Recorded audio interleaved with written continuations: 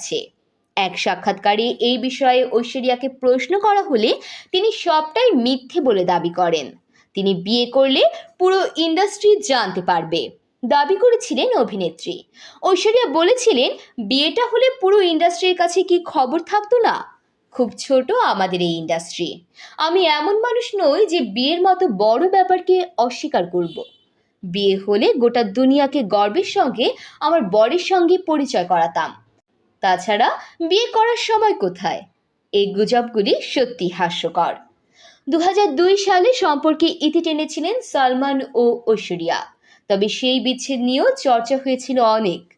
বিচ্ছেদের পরে বন্ধ হয় দুজনের শুভ দৃষ্টি। এরপর আর কোনোদিন একে অপরের ত্রিসীমানায় পা রাখেননি এই দুই তারকা। এমন তথ্যবহুল সংবাদ পেতে চ্যানেলটি সাবস্ক্রাইব করে পাশেই থাকুন। আর ভিডিওটি কেমন লেগেছে মন্তব্য করতে ভুলবেন না।